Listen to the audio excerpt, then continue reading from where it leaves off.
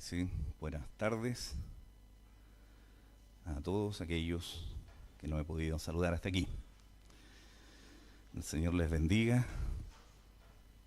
Vamos a dirigirnos al pasaje del día de hoy. Acompáñeme a Juan, al Evangelio de Juan, capítulo 8.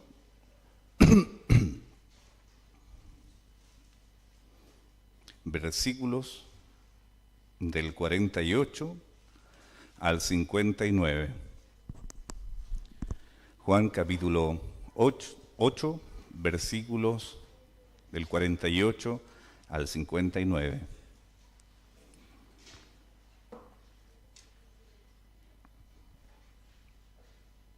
¿Lo tiene? Vamos a dar lectura entonces a la palabra del Señor. Los judíos le contestaron: ¿no decimos con razón que tú eres samaritano y que tienes un demonio? Jesús respondió: yo no tengo ningún demonio, sino que honro a mi Padre, y ustedes me deshonran a mí. Pero yo no busco mi gloria. Hay uno que la busca y juzga. En verdad les digo que si alguien guarda mi palabra, no verá jamás la muerte. Los judíos le dijeron: ahora sí sabemos que tienes un demonio. Abraham murió, y también los profetas, y tú dices: si alguien guarda mi palabra, no probará jamás la muerte. ¿Eres tú acaso mayor que nuestro padre Abraham, que murió? Los profetas también murieron. ¿Quién crees que eres?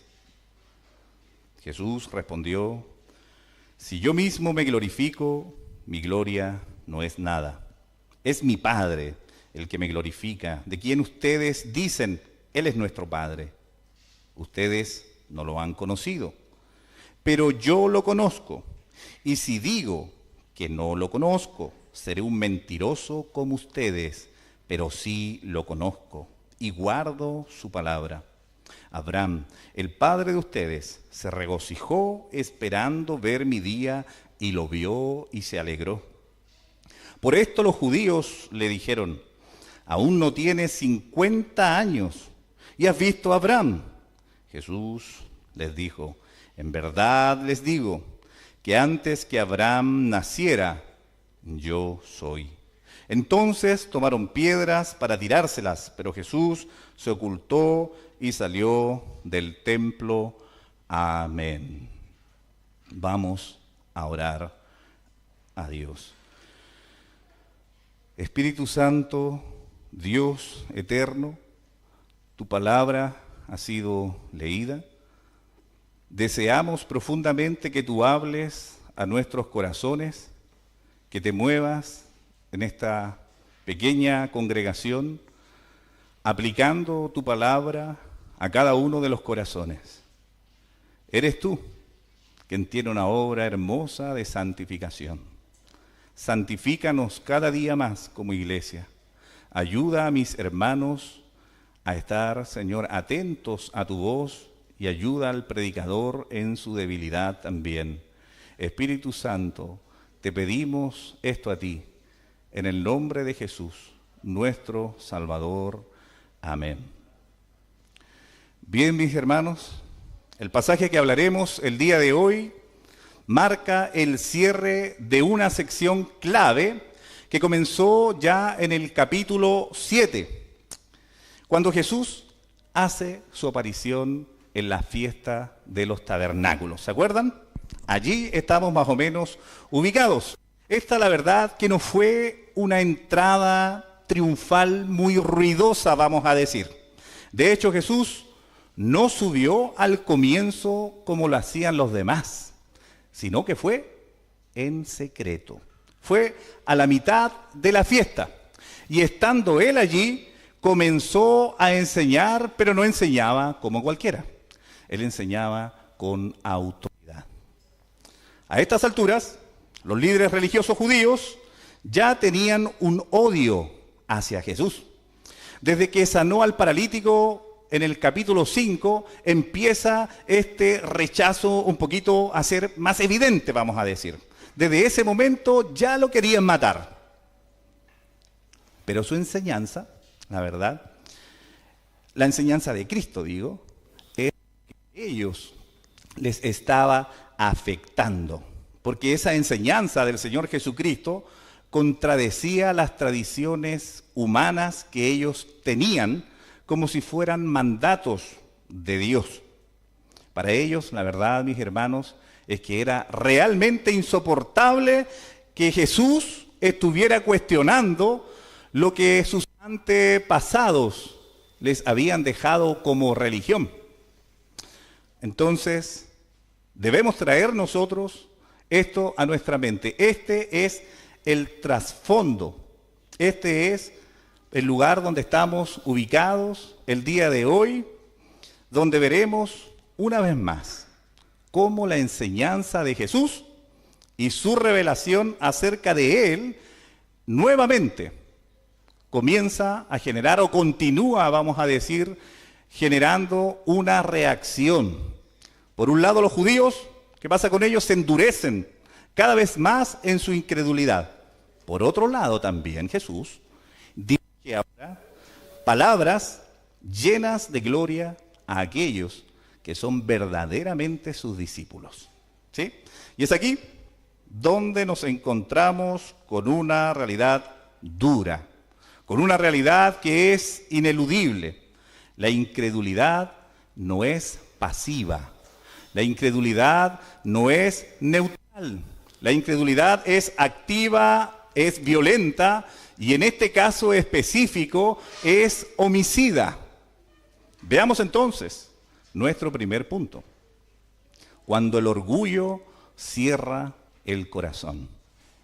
Cuando el orgullo cierra el corazón.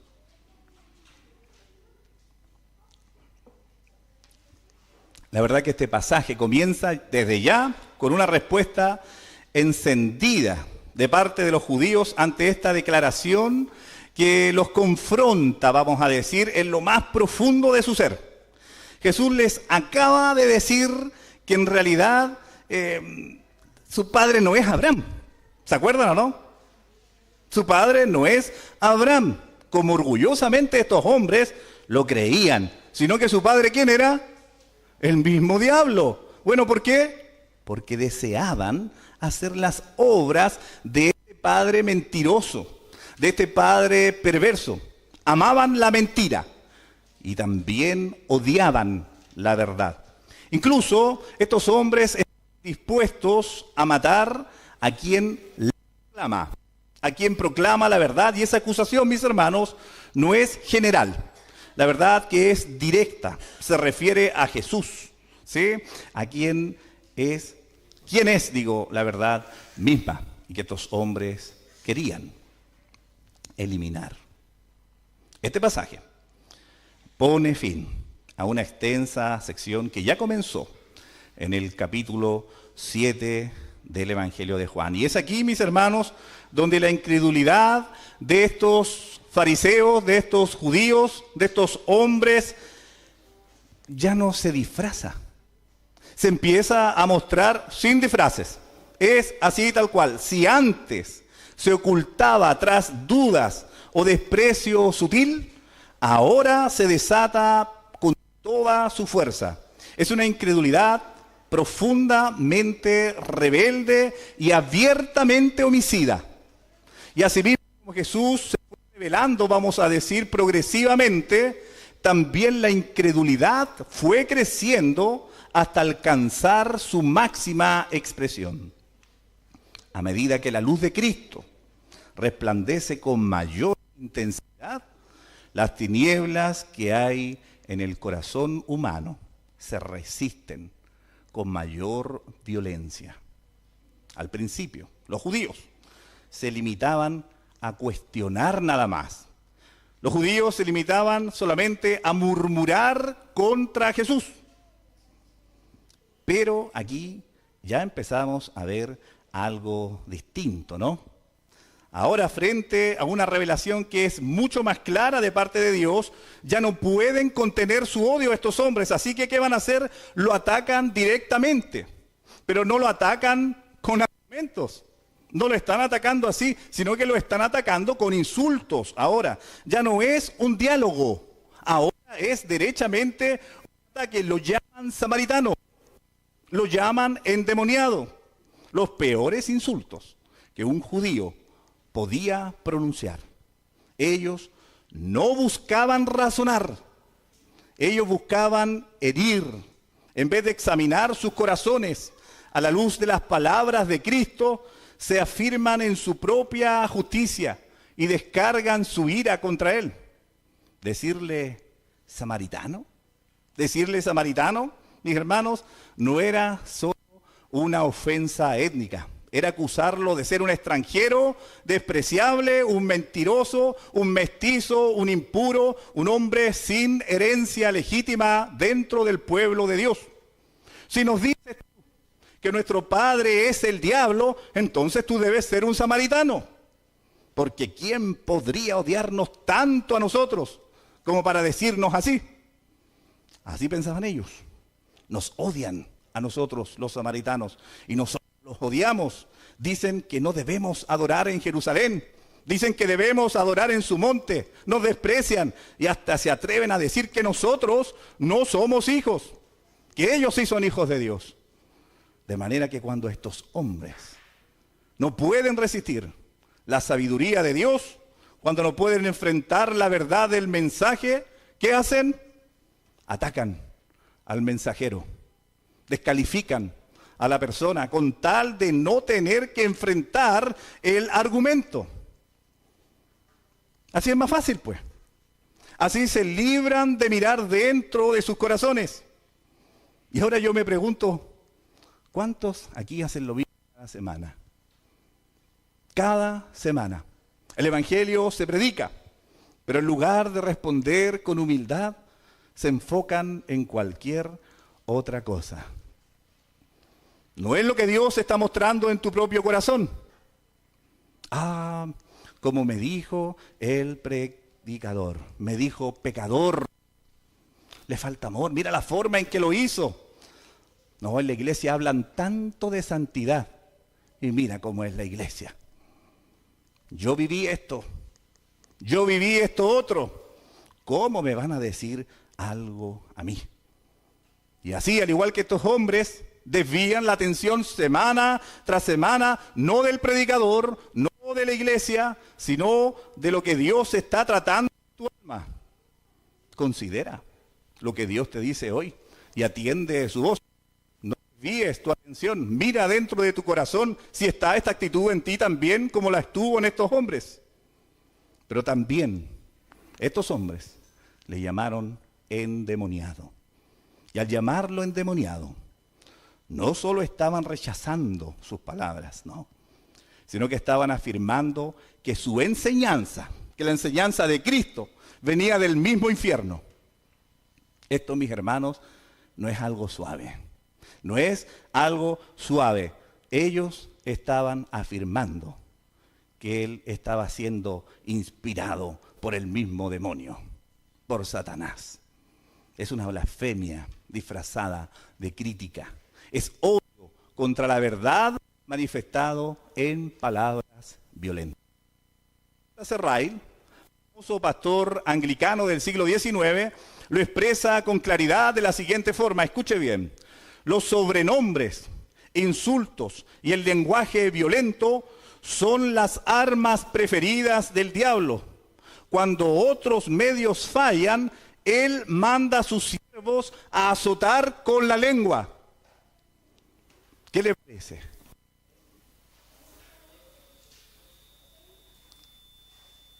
¿Se ha dado cuenta usted cuando habla? ¿Se ha dado cuenta que usted podría ser más semejante a un siervo de Satán?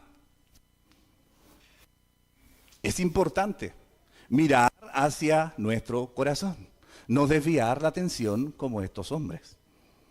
Mis hermanos, ahora si nuestro Señor fue tratado con semejante desprecio ¿cómo esperas tú ser tratado cuando hablas en su nombre? ¿Cómo esperas tú? El odio del mundo hacia Cristo, mis hermanos, no es un accidente.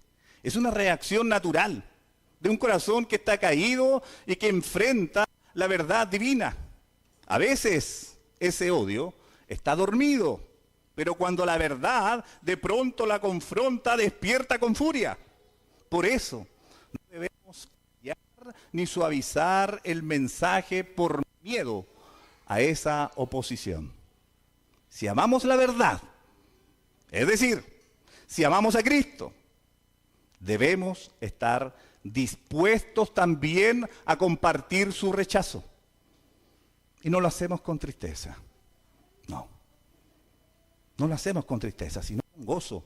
Porque bienaventurados somos cuando somos vituperados por causa de Él. Eso nos dice el Señor Jesús. Ahora la forma en que Jesús responde a una acusación tan grave como tener un demonio ya es en sí misma una manifestación de su gloria. Él, que con una sola palabra podría perfectamente juzgarlos ahí mismo, eligió la paciencia. No porque ellos lo merecieran, sino porque su mansedumbre revela el mismo corazón de Dios, el que vino a salvar y no a destruir. En medio de insultos y desprecios, Jesús no se defiende a sí mismo. Escuche bien, Jesús no entra en el jueguito del orgullo herido. Solo dice con serenidad. Él dice, yo no tengo demonio. No tengo demonio. Y luego sigue adelante. No es un debate. No es quién tiene la razón aquí. No. Es Dios hablando y cuando Dios habla, lo sabio es callar y escuchar. Y no solamente, no responde ante sus acusaciones malvadas, sino que nuevamente ofrece vida eterna. Esto es grandioso, ¿no? Esto es maravilloso. Es que aquí está Dios en la carne. Aquí está Dios, aquel que está lleno de compasión, que es lleno de amor frente a esos hombres. Y aún viendo la actitud hostil de estos hombres que se levantan contra el Dios verdadero, en esa misma situación, Él les ofrece una vez más el Evangelio. ¿Qué le parece este Dios? Es bello, es compasivo, es misericordioso. Escuchen lo que dice el versículo 48 y 51. No tengo ningún demonio, dijo él. Esa fue su respuesta. No tengo ningún demonio. En verdad les digo que si alguien guarda mi palabra, no verá jamás la muerte. Eso dijo el Señor Jesucristo. En este contexto, fue la reacción de él. Creo que esto también es lo que quiso decir el apóstol Pablo cuando dijo en 2 Corintios capítulo 5 versículo 16, de manera que nosotros de ahora en adelante ya no conocemos a nadie según la carne. Ya no veo simplemente lo material. Cuando miro a una persona veo más que un cuerpo, veo un alma entera y cuando veo a quienes se oponen, no me enojo como si me atacaran a mí. O por lo que dicen de mí, al contrario, les ruego que se arrepientan, porque si permanecen en esa condición, van a perecer. Y aquí está el Señor, ejemplificando esto mismo a la perfección. Qué amor de nuestro Señor. Es grande su gracia, ¿no? Que en medio de tales acusaciones, Él ofrece vida. Ofrece vida. Jesús no desvía su mirada. Él no desvía su mirada. Mientras otros lo ofenden, Él dice en el verso 49, yo honro a mi Padre. Eso lo resume todo. Lo insultan, Él glorifica a Dios. Esa es la senda de los verdaderos hijos de Dios. Esa es la senda que usted debe seguir. Esa es la senda que yo debo seguir.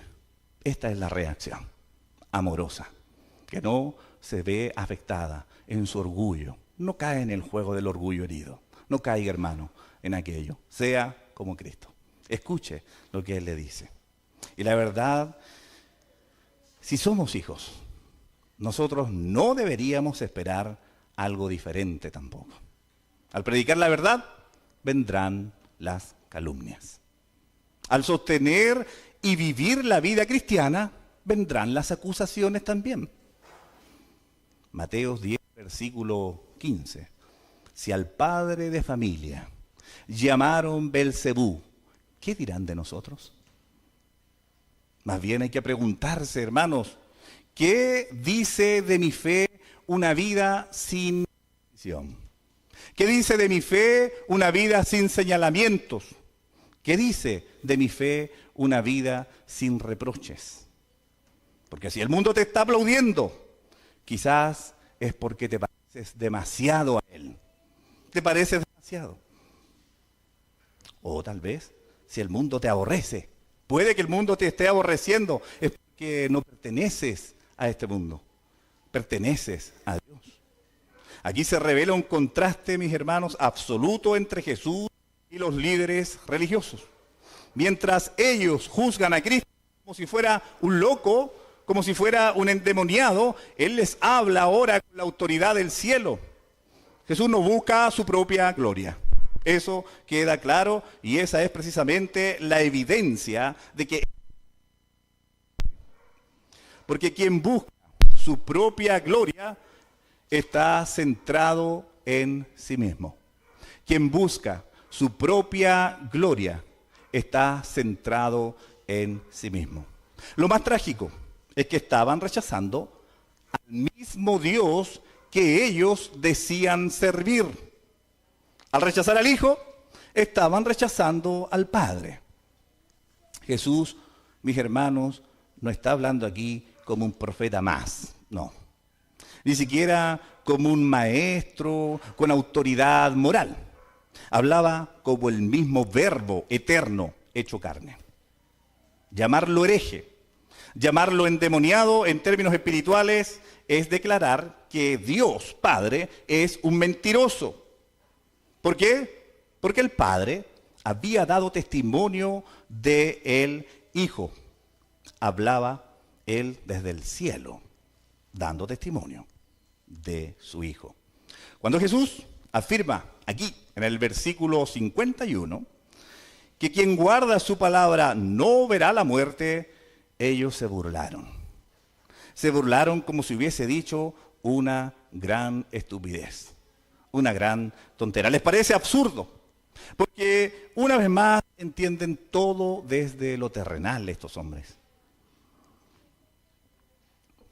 Lo acusan, lo empiezan a acusar de querer ponerse por encima de Abraham, por encima de los profetas, como si eso fuera una blasfemia. Pero aquí está el punto central. Ellos no podían imaginar que alguien mayor que Abraham estuviera frente a ellos.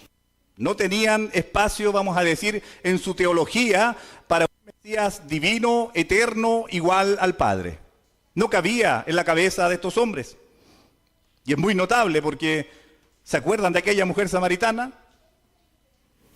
Es notable que una mujer samaritana, ignorante, despreciada por los mismos judíos, haya mostrado más discernimiento espiritual que estos líderes religiosos.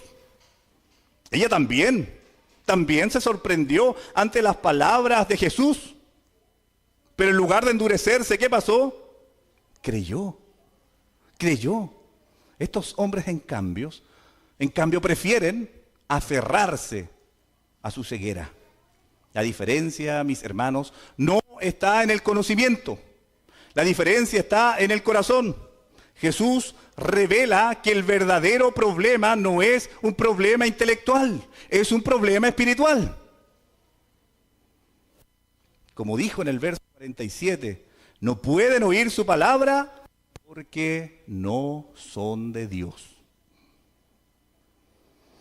Y aquí se expone, mis hermanos, otro ídolo del corazón humano. La exaltación de los hombres.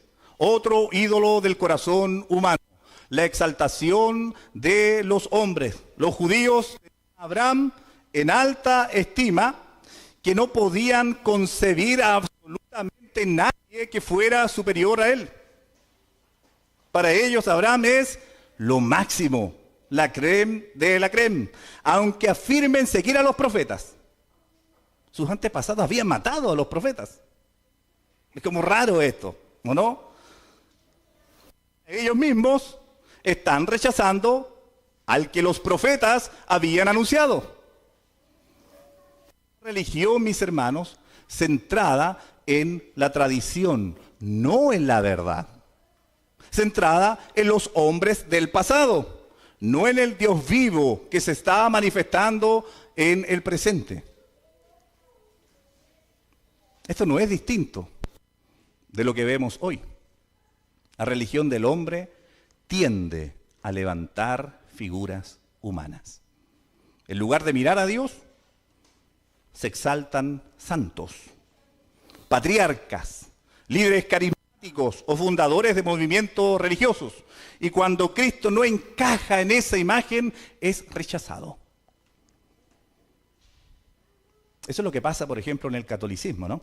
Catolicismo romano, donde se honra a los santos y a María con una devoción que solo le corresponde a Dios.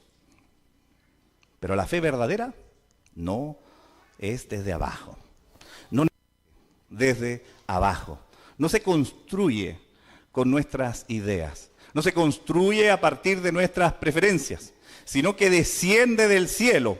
La verdadera religión comienza con Dios revelándose, y eso es lo que estaba sucediendo aquí. Cristo ha descendido y se está revelando frente a estos hombres. Por eso debemos cuidarnos también nosotros de este mal sutil, porque es muy sutil, hermanos, es muy sutil. El corazón humano quiere ver modelos tangibles, figuras admirables, personas que se conviertan en referentes. Pero cuando esas figuras se levantan más allá de lo que deben, terminan ocultando a Cristo, lo eclipsan. Aún un hombre como Abraham, mis hermanos, que fue ejemplo de fe, solo lo fue porque Dios lo llamó, lo guió y le dio promesas. El valor de Abraham está en el Dios que lo eligió, no en Abraham mismo. Los judíos, ahora en su ceguera, no podían ver quién estaba frente a ellos. Y que el que estaba frente a ellos era a quien Abraham anheló ver, como nos dice el versículo 56. En vez de alegrarse, se escandalizaron. En lugar de reconocer al Mesías, ¿qué hicieron estos hombres? Lo compararon. Lo compararon con una versión idealizada de Abraham, como si fuera una medida justa para ellos. Y así, el ídolo que habían creado con la imagen de Abraham impidió ver al Dios de Abraham. Lo eclipsó. Este ídolo que levantaron estos hombres fue tan grande que terminó eclipsando a Cristo. No pudieron verlo. No vieron al Dios de Abraham. Era muy grande su ídolo. No cometamos nosotros tampoco. No cometamos este error.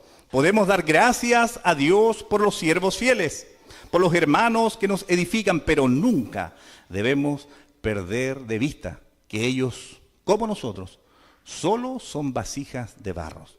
Nada más. Solo hay uno digno de gloria, de honra. Ese es Jesucristo, mis hermanos, el Hijo eterno, Dios con nosotros, nadie más. Y cuando Él habla, no podemos quedarnos atrapados en nuestras ideas. No podemos quedarnos atrapados en nuestras tradiciones, en nuestros afectos.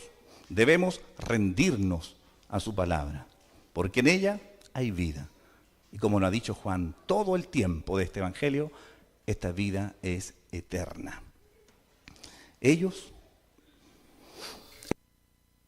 Esto nos lleva a ver cómo el corazón endurecido puede llegar a formar una cadena de absurdos religiosos.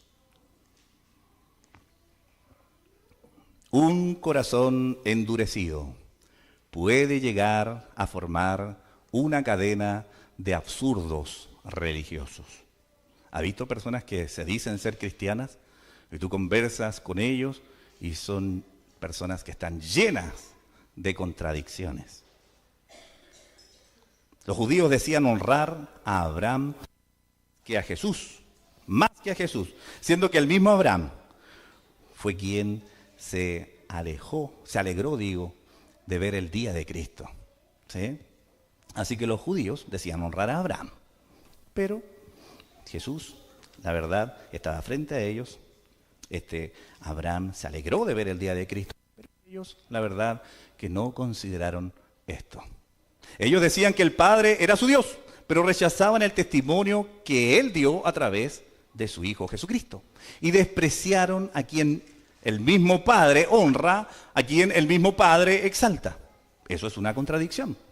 Decían conocer a Dios, pero en realidad no lo conocían. Porque si lo hubieran conocido, lo hubieran recibido con gozo, con diligencia, toda la palabra que Cristo hubiese hablado. Era, la verdad, el testimonio puro, que venía perfecto del cielo, sin mancha, venía de parte del Padre. De manera que estos hombres están llenos de absurdos, llenos de contradicciones. Así que las palabras de los judíos también al mismo tiempo, como hemos visto, están destilando menosprecio, están destilando insolencia contra o hacia Cristo. Y esa también es otra característica de las religiones humanas, que lo que hacen, menosprecian, que lo que hacen, rechazan a Cristo. No lo ven como necesario, pues están llenas de vanidad. Estas religiones están llenas de soberbia. Los seguidores de estas religiones son aquellos que creen poder ganarse el cielo, el favor de Dios por ellos mismos. Pero todavía queda la manifestación plena de esta incredulidad homicida, que trataremos en este siguiente punto, que es más breve. Jesús y su gloria. Jesús y su gloria.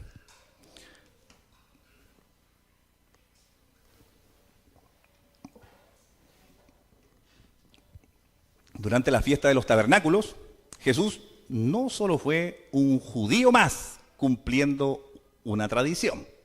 Él se presentó como el centro de todo lo que esta fiesta anunciaba. ¿Se acuerdan?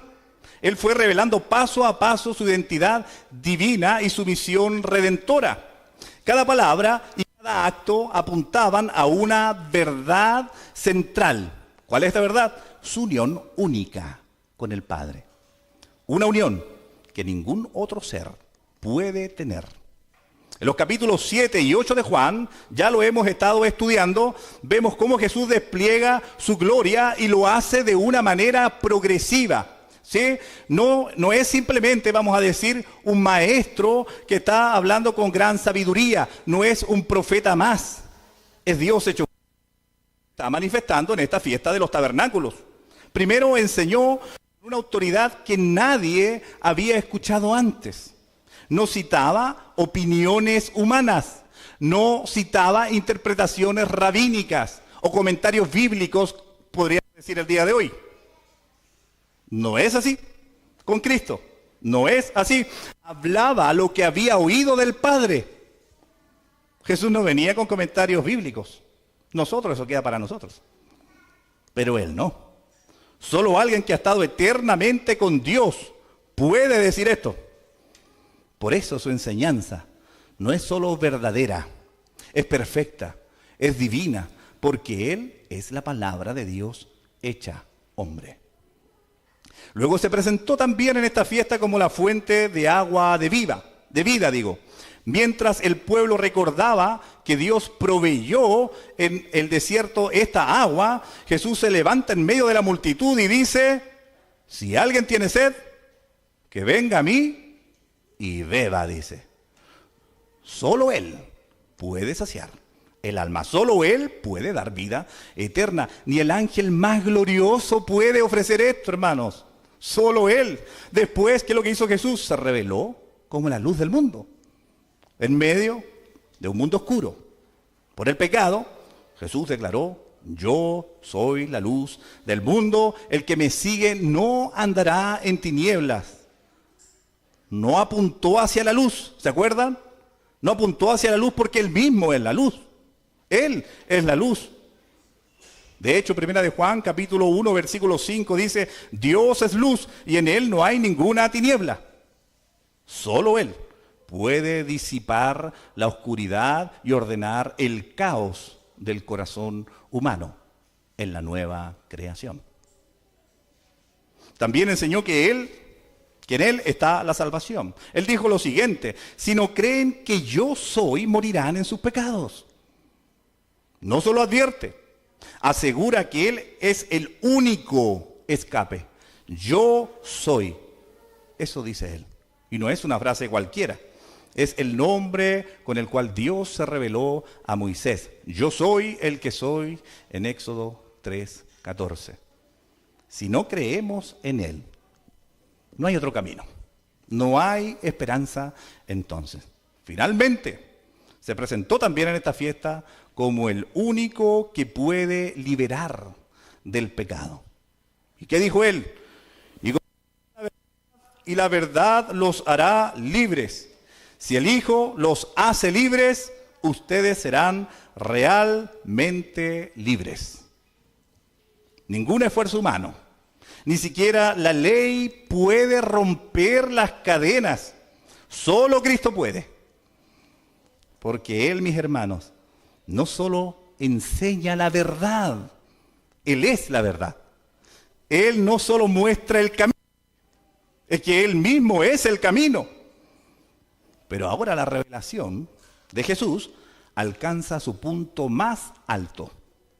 Y con esto también vamos a decir que asesta un golpe definitivo al corazón de la religión humana judía.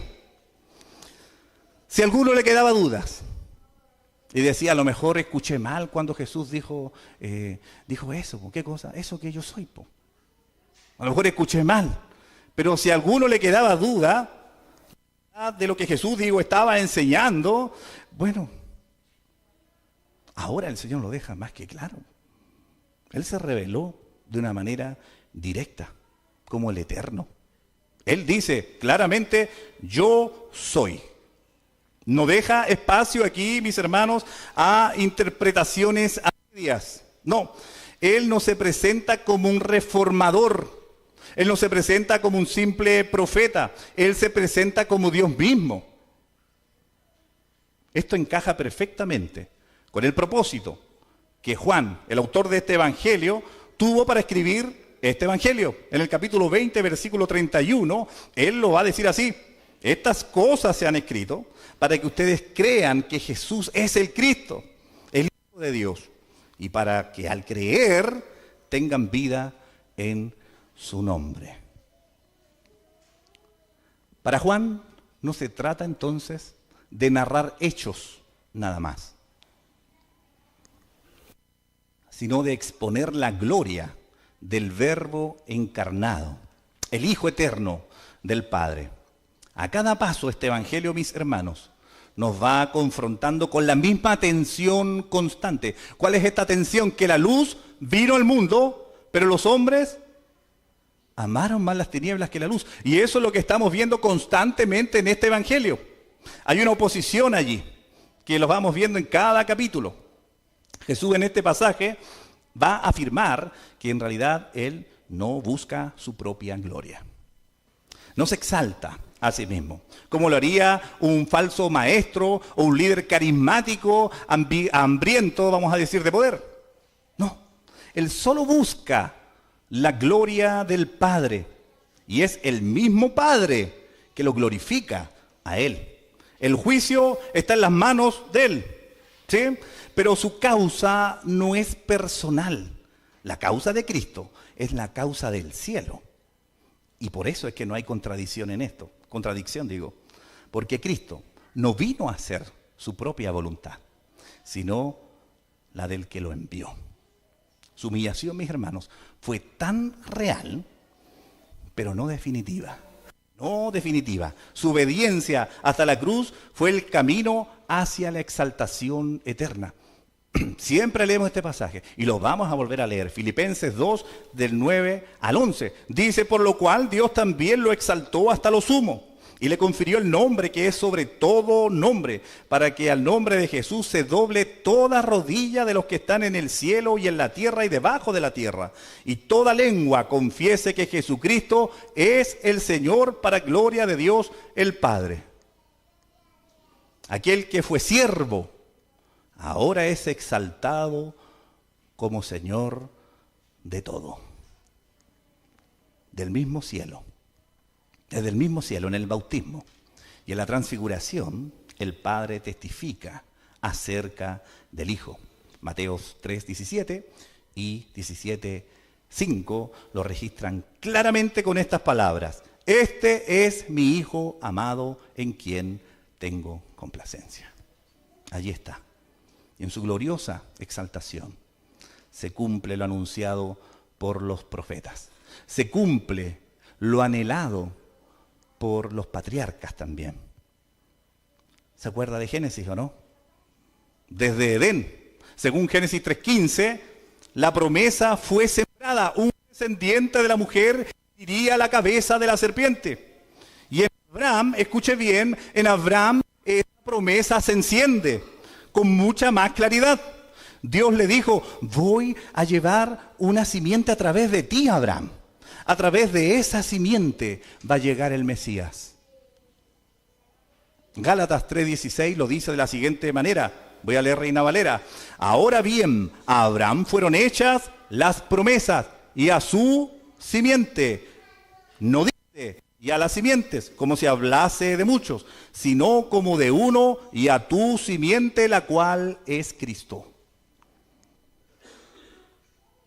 Abraham no solo entonces recibió las promesas, también vislumbró el cumplimiento de estas. Jesús mismo dijo en el verso 56 que estamos viendo el día de hoy, Abraham dice, el padre de ustedes se regocijó esperando ver mi día, y lo vio, y se alegró cuando recibió a Isaac, como señal del cumplimiento de esta promesa. Cuando levantó el cuchillo en obediencia y luego vio el carnero atrapado en el zarzal, bueno, entendió que Dios proveería. Y Dios proveyó. No solo un carnero para que el día en Moriah, no, sino proveyó el cordero definitivo que quita el pecado del mundo. Abraham vio su día. Abraham vio su día. ¿Cómo lo vio? Por fe. Hebreos 11, versículo 13 dice que él y los patriarcas miraban desde lejos las promesas y las saludaban. ¿Se acuerdan? Abraham entonces creyó en el Mesías prometido, creyó en la simiente que habría de venir. Su fe no fue en un sistema, sino en una persona, en Cristo. Y murió esperando esa promesa, descansando en que el Señor haría lo que había dicho. Pero los que se jactan de ser hijos de Abraham, estos hombres, se convirtieron en enemigos del Hijo de Dios. Mientras Abraham lo esperó con gozo, ellos lo rechazaron con furia. Esa es nuestra escena. La fe de Abraham, mis hermanos, se convirtió en piedra de tropiezo para su descendencia incrédula. El que había sido amigo de Dios, ahora se veía separado de ellos por el abismo de la incredulidad. Y entonces Cristo, en el versículo 58, pronuncia palabras que sacuden su estructura religiosa. Jesús les dijo, en verdad les digo, que antes que Abraham naciera, yo soy. Y esto no es un error gramatical. No es un error gramatical, no es una figura retórica ni una mala interpretación como dicen los falsos testigos de Jehová. No admite otra traducción. Él dice ego emi y no hay otra posible traducción. Ellos con su única Biblia especial han arreglado esto. Pero no admite ninguna otra interpretación. Por eso estos hombres reaccionaron de esta forma. Entendieron lo que él estaba diciendo. Se estaba haciendo semejante a Dios. Él está diciendo que él es Dios mismo.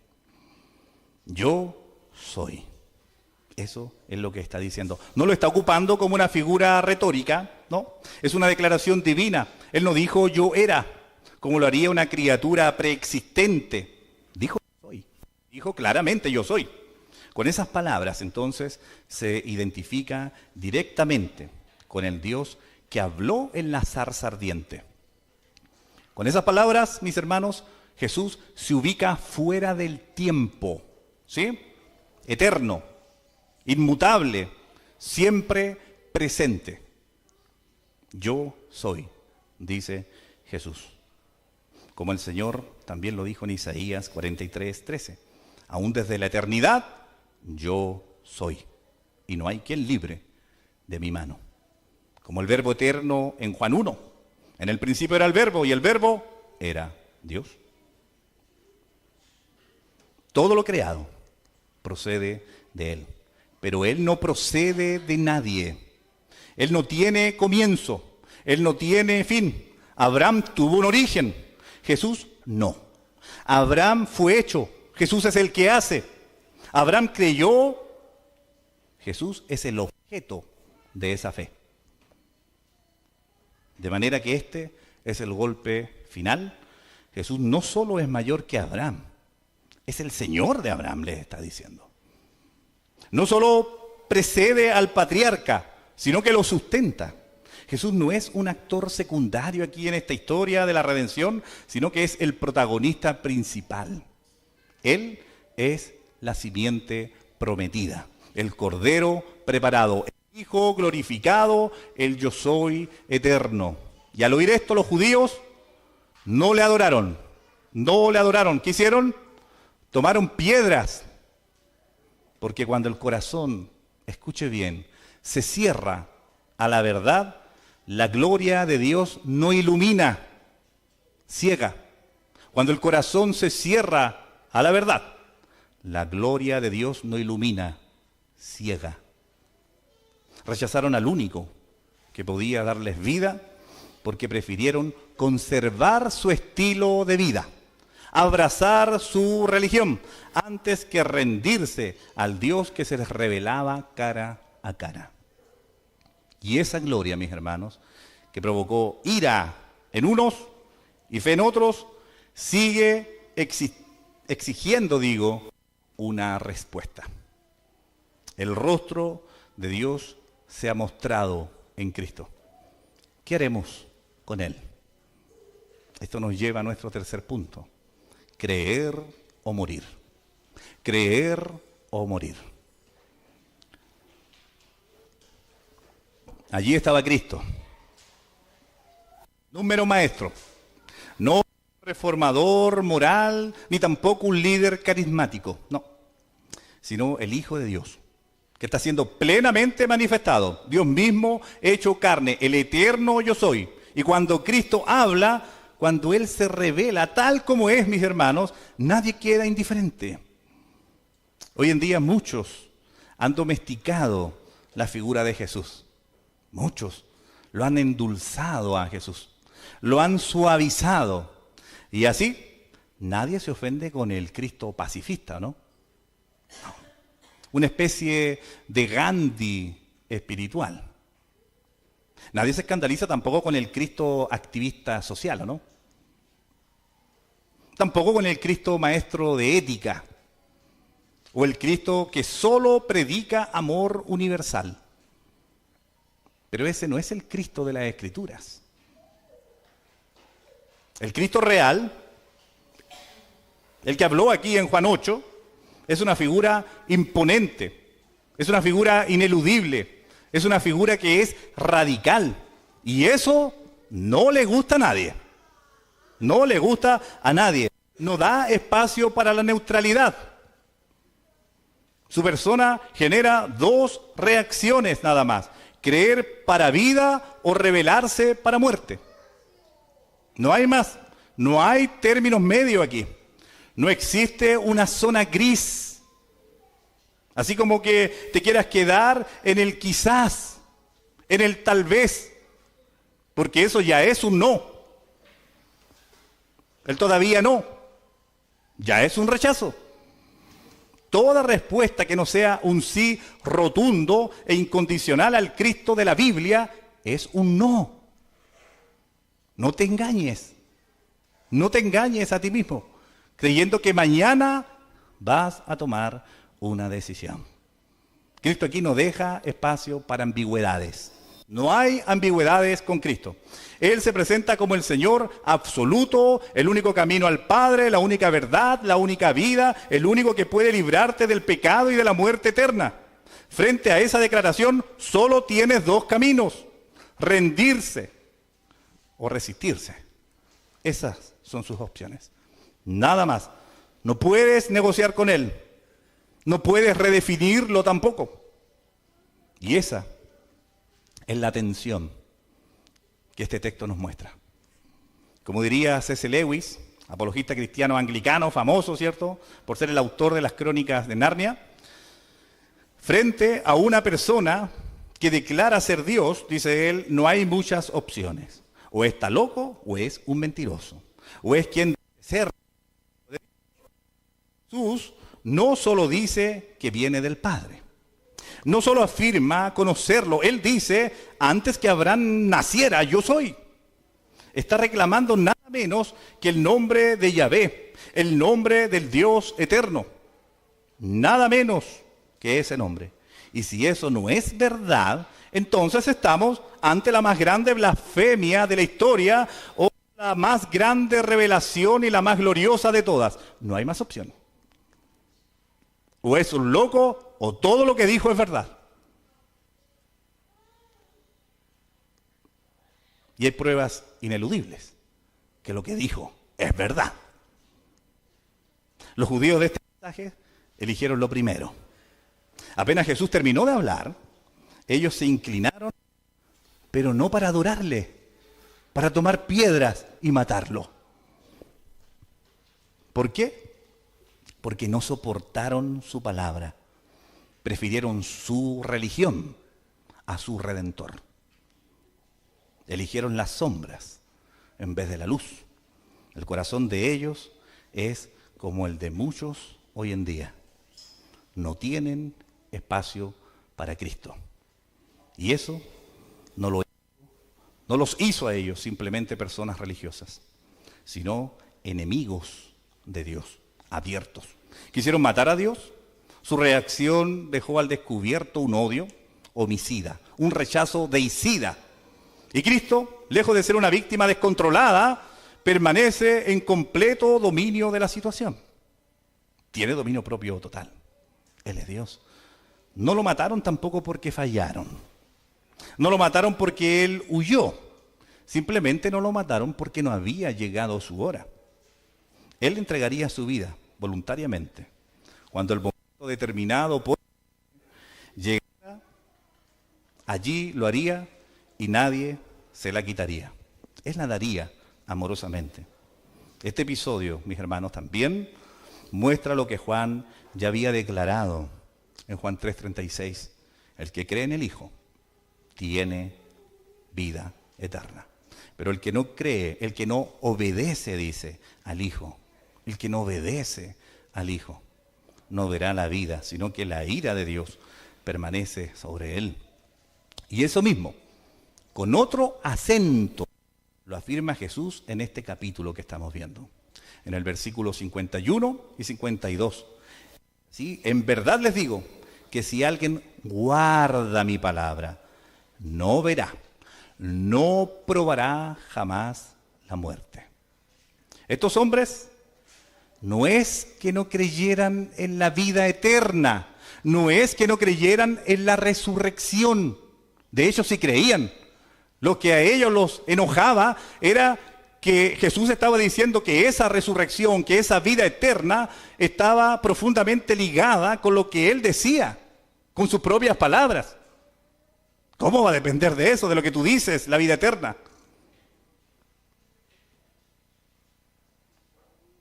Sin embargo, Jesús se refiere aquí, hablando de la muerte, a una muerte espiritual, a una muerte eterna, a la separación definitiva de Dios.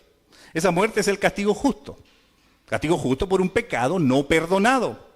Esta es la segunda muerte mencionada también en Apocalipsis 20:14, y de la que Cristo vino a salvarnos. Y eso nos deja ahora con una verdad tan incómoda como inevitable. El que rechaza a Cristo y no guarda su palabra está bajo la ira de Dios. Así de serio, así de urgente es el mensaje. Es el gran contraste. La vida eterna para los que creen, para los que guardan su palabra, o la muerte eterna para quienes la rechazan. Es una línea clara. No hay una niebla aquí. No hay confusión. Jesús, mis hermanos, y los que están escuchando, amigos, no está hablando en parábolas aquí. No es difícil de entender lo que Él está diciendo. No está ocupando figuras complejas Cristo aquí. Él fue muy directo y fue muy claro. El que cree, vive. El que no cree, muere. ¿Es difícil de entender ese mensaje? Es sencillo. Lo puede entender un niño. Y ese morir, ya dijimos, no es solo físico. No, es algo mucho más terrible. Es estar bajo la ira eterna de Dios. Es ser dejado fuera, lejos de la gloria eterna, del gozo, lejos de la luz, lejos de la paz. Es encontrarte frente a frente, cara a cara, con aquel que ofreció salvarte y que tú rechazaste. No hay muerte más amarga que morir con la voz de Cristo aún resonando en tu conciencia. Pero también no hay vida más hermosa que vivir sabiendo que el yo soy te ha hecho suyo. Que el eterno Dios te llama por tu nombre, que te cubre con su justicia, que te sostiene con su espíritu. Y aunque mueras, Él dice que vivirás. ¿Por qué? Por lo que celebramos el día de hoy. ¿El mundo está celebrando esto también, o no? Porque Él venció a la muerte. Entonces este texto nos enfrenta con una decisión. No es solo una invitación, es un llamado urgente. No es solo una reflexión bonita, es una advertencia de vida o de muerte. Cristo está delante de ti hoy, no como un maestro más, sino como el Señor de todo. El que dijo, antes que Abraham naciera, yo soy. Y no dijo eso para sonar bonito ni poético, sino porque la verdad que sostiene el universo es esta. Hoy no te grita, no te obliga, pero sí te llama con toda autoridad. Cree en Él, entrégate, ríndete a Él, porque el tiempo es breve, porque la muerte no avisa, porque la eternidad no tiene salidas de emergencia, no hay escapatoria. Si hoy oyes su voz, dice su palabra, no endurezcas más tu corazón. No lo endurezcas más. Guarda su palabra. Confía en su nombre. Y entonces sí, allí sí, puedes vivir sin temor.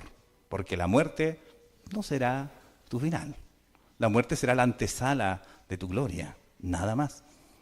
Como dice Jesús a Marta, hermana de Lázaro, en Juan 11. Yo soy la resurrección y la vida. El que cree en mí, aunque muera, vivirá. Y todo el que vive y cree en mí, no morirá jamás. ¿Crees esto? Le pregunta Jesús a Marta. ¿Crees esto? Eso es lo que te pregunta Jesús hoy a ti. ¿Crees esto? ¿Crees lo que Él te ha dicho hoy? ¿Crees esto? Esa pregunta lo define todo. ¿Crees lo que Jesús te ha dicho hoy? ¿Sobre Él? ¿Sobre su persona? ¿Sobre sus promesas? Tu eternidad se escribe con tu respuesta. Vamos a orar al Señor. Padre eterno, misericordioso, Salvador, gracias te damos por tu verdad que ha sido expuesta el día de hoy. Te imploramos que nos ayudes a vivir a la luz de este hermoso ejemplo de nuestro Señor Jesucristo, que a pesar de todo el rechazo, a pesar de todas las calumnias y las acusaciones, no cayó en el juego del orgullo herido, sino que con mansedumbre mostró la gloria de su reino. Ayúdanos, Señor, a vivir como este gran modelo que tú nos das. Ayúdanos, Señor, danos sabiduría para hablar a otros, danos esta valentía que Cristo mostró para pregonar, para sostener, Señor, con nuestras vidas, con nuestros hechos, con nuestros labios, tu verdad. Ayúdanos a vivir a la luz de esta. Señor, ayúdanos a vivir a la luz del gran yo soy, que es por sobre todas las cosas, que es eterno. Ayúdanos a someternos cada día más a su reino, a su voz. Ayúdanos, Señor, a ser más humildes, Señor, con lo que Él nos enseña. Líbranos de distraernos, Señor, con asuntos triviales, cuando tú nos estás hablando así como cayeron, Señor, estos hombres que miraron hacia afuera en vez de mirar hacia adentro, lo que tú les estabas diciendo. Ayúdanos a ser reflexivos, Señor. Ayúdanos, Señor, a cada día, Señor, a cada hermano en esta iglesia a vivir en santidad, a la luz de lo que tú nos estás enseñando semana tras semana, a través de las cartas a Timoteo, a través de Juan, a través, Señor, de los estudios semanales, a través de incluso estas, Señor, lindos días, Señor, que nos concedes acercarnos a tu palabra en nuestros hogares. Edifícanos, Señor. Sigue trabajando en nosotros y moldeando la imagen de tu Hijo Jesús. Te lo imploramos, Señor, lo deseamos, en el nombre poderoso de Jesús. Amén.